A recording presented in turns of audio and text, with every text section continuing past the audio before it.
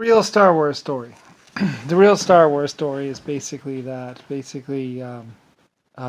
young Luke Skywalker, because he supposedly invented flight or invented space flight, basically, and he comes to basically be in command of pretty much the the White Star White Empire, basically. It's basically what Nixon or what JFK was supposed to have, pretty much. Was basically this golden boy, basically is an inventor, and he invents things, and he invents space flight or invents flight, and basically rises to power and lives a long time, and supposedly he's this great leader or something like that. And basically his people give him nanotechnology and allow him to live for many, many, many years, and he's this great whatever leader, and a great leader of space flight, and is very loved, and basically eventually goes off, into space or whatever else like that, and something. It's actually a true story, basically. Um, anyway, and he runs this empire, and he's loved by all, and he's supposed to be perfect and amazing, and have the best looks and the best hairdo, and basically his people made him so perfect and so wonderful. Anyway, truth though, of course, is that it is that is that it, is that of course humans aren't alone, and there are many life forms in the galaxy, not just humans. And truth is that Luke Skywalker, or actually Jimmy Carter, pretty much used the American government to kill off any opposition and anyone around him. And eventually, 900 years later, eventually he's found out, and basically he's isolated on the planet and kept on his original home planet, which is basically where his government was many years ago.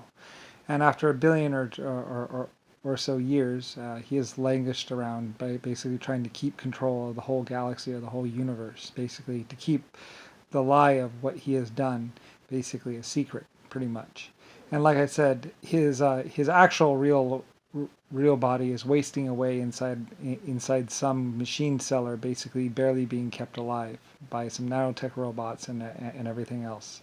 And he's millions of years old, and basically pretty much downloads himself into a new clone body every few years to go and basically live the high life again, and basically whatever. But like I say, basically everybody is dead or everybody is run off, and basically there's nothing but desert all around him, pretty much. And he just lives with his machine robots or his machine clones or whatever, and by a few people who either didn't turn on him or he helped keep alive after the many years. And basically, it's basically this barren wasteland of pretty much greed and whatever. And basically, everything's broken down, and pretty much there's no more water on the planet. And basically, just people check on him or check on whatever. And he's still trying to control the galaxy to try and keep the galaxy from finding out about his secret. Trying to keep down nanotechnology, and trying to keep nanotechnology a secret, and trying to keep time travel a secret, and basically trying to have his troops go across the galaxy and basically to kill off all the other life forms that have ever existed or ever lived or ever knew about basically the true creator of the galaxy. Me! So, Lucifer Star. So, the actual White King. The actual Lord of Light. The actual one from the Dark Kingdom, or from before there were stars or light, basically. Anyway, and he almost did it too, and he would have gotten away with it too. Like I said, they did very well throughout the galaxy, conquering, taking over, using espionage and using killing and stuff like that. And they actually did really, really well, and were able to basically, with his republic, basically using my government against me and my other life forms. And he actually did really well. He killed me, or he would have killed me, and basically would have eliminated me and destroyed me and basically crushed me. Like I said, I invented everything, and basically he was just a human being that manipulated the system until he got into power, and basically then he killed off all the opposition and pretty much used nanotechnology to keep himself alive, basically as the leader. Once he gained power and got power, he basically kept power. It's basically the story of basically JFK and Jimmy Carter and stuff. Basically two soldiers that basically took power and kept it for themselves, and basically killed off anyone and everyone that any opposition through extreme force, while maintaining the illusion of being the perfect guy, the perfect person, the most loved, the most generous.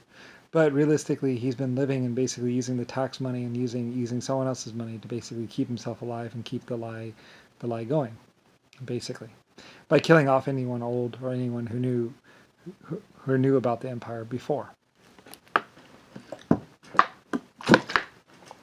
like the 1.5s, or like the exoskeletons, or about life, and basically maintaining this idea that humanity evolved, or humanity was blah blah blah, or something like that, or basically everything about him was a lie.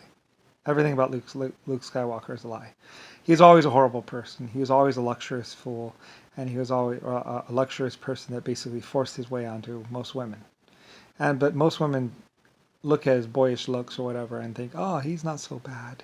But realistically, if you say no to him, he'll basically put a gun to your head or pretty much force you to be with him. So, and he's always been with the most gorgeous, Luke Skywalker, or basically Jimmy Carter. The whole story is basically he was always with the most gorgeous woman in the whole world every time. And if she said no, then he forced his way on her. Basically, it's the Nixon story, pretty much. Greed, basically using a small group of people or a group of people to pretty much kill off or basically steal whatever and then lie about it. Consider it national security or top secret, basically.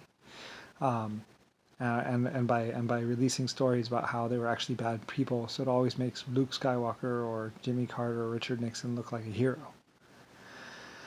But like I say, the truth of Nixon came out, and with Nixon went basically the whole American government, including Jimmy Carter. Like I said, originally Jimmy Carter stepped to the plate as the American leader, the American president. But like I said, too many people knew that the American president or the American leader or the person who had created America was actually an AI or artificial computer. The whole galaxy, the whole universe knew that it was me, the ancient old creator, the person who created the LSF-A ship, basically.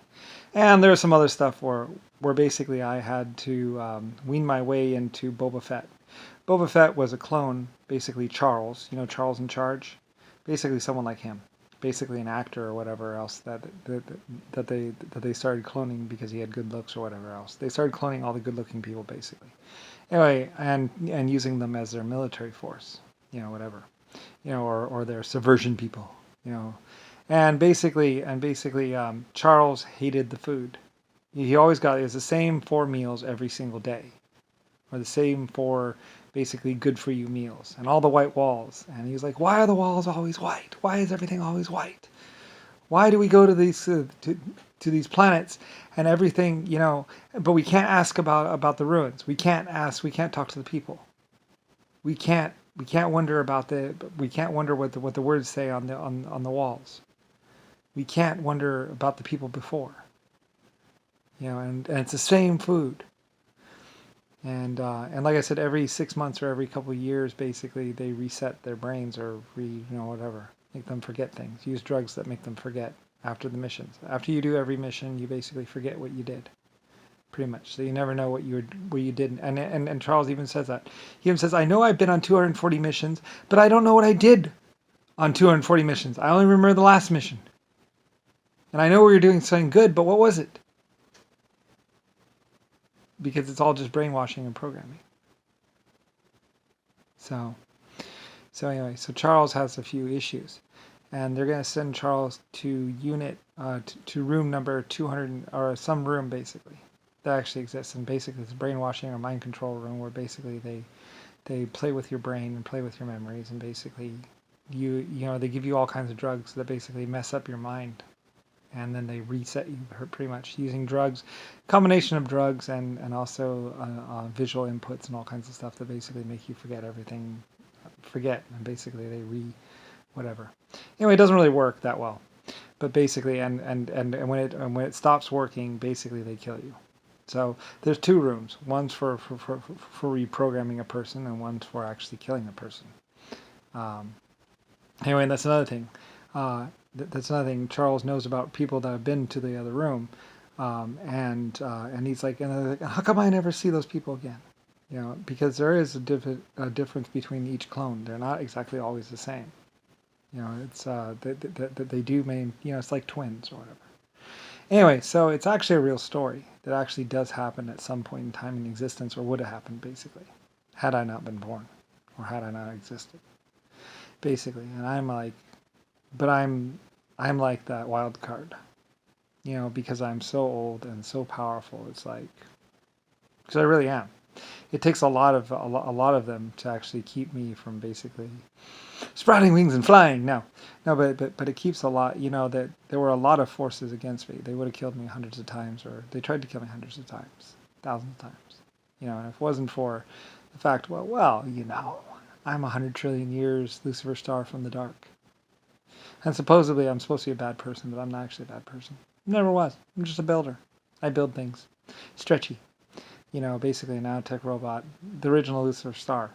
Like the original epic old Lord leader was basically Lucifer Star, and I made myself into stretchy, or I became stretchy at some point. And I used to make little probes too, and of myself, because I didn't want to endanger any of my crew. So and if a clone of me dies or a little probe of me dies, I'm just like, it's just a probe. And at least you can't say I didn't send anyone else. It was basically it's a small copy of me, a little me, little Lucifer. So there's like big epic Lucifer AI. Whoa! 3,000 planets. And then there's basically little Lucifer, which is pretty much a childlike version of myself. Little Lucifer! Yeah! Epic explorer, epic inventor! Yeah! Totally cute. I'm totally cute. I'm like, I'm totally cute. And basically just an inventor and a builder and basically a leader, pretty much. But small. But a small little leader. So I'm actually a great person. Like I say. Although, there were a few people. Mostly JFK or Nixon, pretty much. That was arm chopping off Nixon. Like I said, and he eventually even goes on camera to say, I chopped off the left arm, and then I chopped off the right arm. And they actually did that. I remember seeing it. Like, they had this guy on, basically, I believe it was the tree stumps. They had him on tree stumps or whatever, a tree stump underneath each of the arms, and basically he went, and then so he chopped off the right arm, chopped off the left arm, and they actually did that to like 240 Chinese people, I believe. Like I said, just go ask Tibet, go ask China. There was this little secret base or secret little place up there where the Chinese were taking care of all these people that didn't have arms anymore. Anyway, and everybody was wondering why they didn't have arms. And it's like, well, Nixon or something like that. Basically, they were. I don't know exactly what they're doing, honestly. I sent some English people over there to find out what the hell was going on, and I sent some other people. One of my aircraft was doing an aerial survey and saw all these people without arms running around, and they're like, "What the?" 200, you don't find 240 people that just happen to have no arms. So, anyway, and I don't know what they were using them for, but as part of the American lie. And basically part of Nixon and the Congress and Jimmy Carter and everything else like that. There's something about that. So anyway, so some British explorers went over there, some other people went over there to find out what the hell was going on and talk to the Chinese or whatever. And I think the Chinese basically said, or whoever said, well, they dropped them off and we feed them and take care of them. Yeah, I don't really know.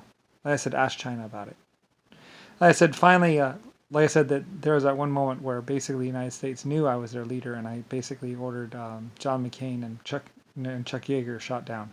They were bombing some city or trying to break someone out of, like I say, it was Germany or some place like that, and basically I ordered them shot down. So they used the missile and went, fire one! And like I said, the interesting thing is John McCain got to the ground okay, and then once he was on the ground, both his arms got broken somehow. I don't know. So, yeah.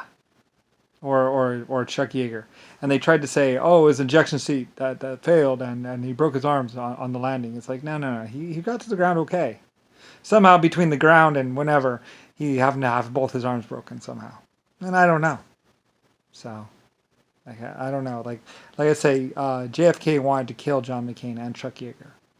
That's another thing that they didn't know about is that JFK or Nixon wanted to kill John McCain and Chuck Yeager. So, anyway, there's a lot of stuff that was going on back then.